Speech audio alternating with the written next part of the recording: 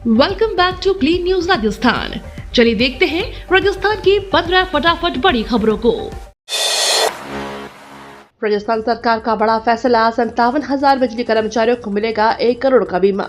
मुख्यमंत्री भजनलाल शर्मा ने मंगलवार को मुख्यमंत्री आवास पर आयोजित एक कार्यक्रम में राज्य के विद्युत निगमों और भारतीय स्टेट बैंक के बीच एमओयू प्रदान का साक्षी बनते हुए कहा कि राज्य सरकार अपने कार्मिकों की सामाजिक एवं आर्थिक सुरक्षा के प्रति पूरी तरह से संवेदनशील है। इस अवसर पर उन्होंने बिजली कर्मचारियों के लिए 1 करोड़ रुपए तक के व्यक्तिगत दुर्घटना बीमा की योजना की घोषणा की। आर्थिक कमजोर वर्ग के लोगों के लिए खुशखबरी।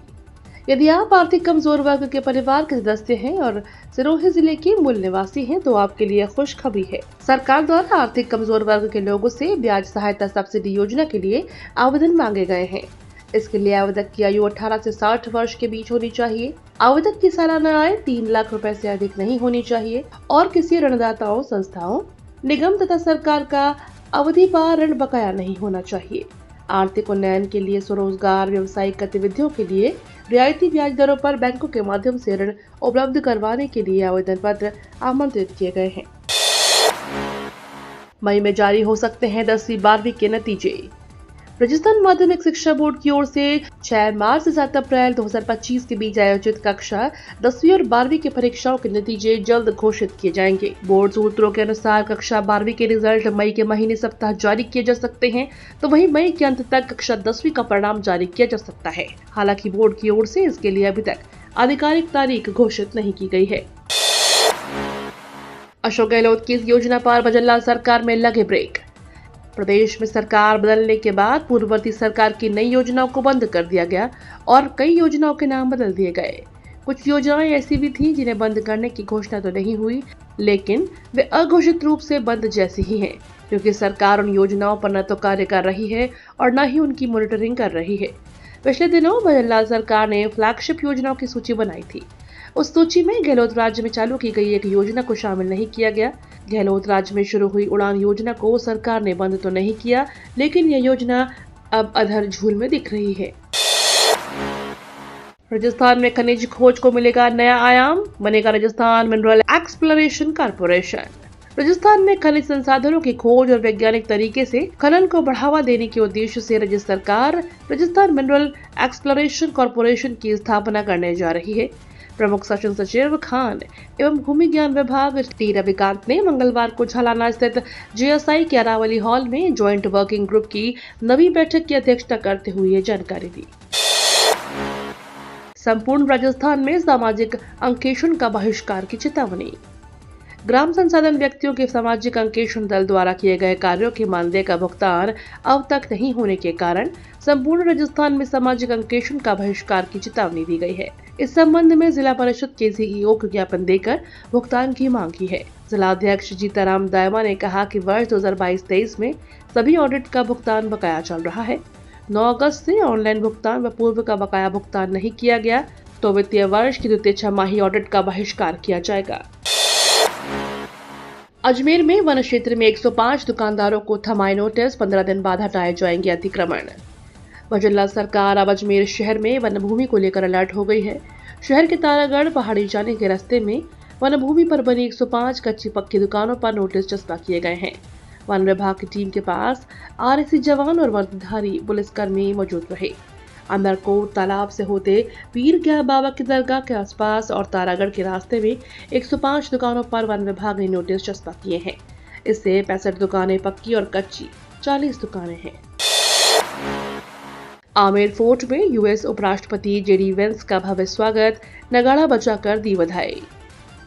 जयपुर के आमेर महल में जलेब चौक पर हथनी चंदा और पुष्पा द्वारा अमेरिका के उपराष्ट्रपति का स्वागत किया गया। साथ ही यहाँ मौजूद लोक कलाकारों ने कच्ची घोड़ी, कालबेलिया नृत्य और बांसुरी वादन का राजस्थानी लोक कला का प्रदर्शन किया। वेंस के आमेर और जयपुर भ्रमण को देखते हुए पोलो सर्कल से रामबाग चौराहा, ओटीएस चौराहा से रामनिवास बाग, चौड़ा रास्ता, त्रिपोलिया बाजार, सुभाष चौक से आमेर तक, ओटीएस चौराहा से केवी 3 तक शाम 4 बजे तक ट्रैफिक बंद रखा गया। हीट वेव से बचने के लिए चिकित्सा विभाग की हाई अलर्ट प्लानिंग। राजस्थान में लगातार बढ़ती गर्मी और हीट वेव की तीव्रता को देखते हुए चिकित्सा एवं स्वास्थ्य मंत्री गजेंद्र सिंह खीवसर ने प्रदेश भर में हीट वेव प्रबंधन को लेकर सख्त रुख अपनाया है। मंगलवार को स्वास्थ्य भवन में आयोजित एक उच्च स्तरीय समीक्षा बैठक के दौरान उन्होंने कहा कि चिकित्सा विभाग का प्रत्येक कार्मिक इस संकल्प के साथ काम करे कि लू ताप घात से राज्य में एक भी जनहानि न हो। उन्होंने निर्देश दिए कि चिकित्सा व्यवस्था हर स्तर पर चुस्त दुरुस्त और प्रोएक्टिव रहे। बरसात से पूर्व हो जाए सड़क निर्माण और दुरुस्तीकरण से जुड़े सभी कार्य। जिला कलेक्टर नम्रता वशनी ने बीकानेर विकास प्राधिकरण, सार्वजनिक निर्माण विभाग और नगर निगम द्वारा शहरी क्षेत्र में करवाए जा रहे सड़क निर्माण, सुधार और पैचवर्क कार्यों की मंगलवार को समीक्षा की। जिला कलेक्टर ने कहा कि मानसून में सभी प्रगतिरत कार्य पूर्ण हो जाएं, यह सुनिश्चित किया जाए। कार्य को पूर्ण गुणवत्ता से करने के साथ अधिकारियों को इनकी मॉनिटरिंग करने के निर्देश दिए। जर्जर हो चुके केशव धाम के जीर्णोद्धार की मांग किया प्रदर्शन।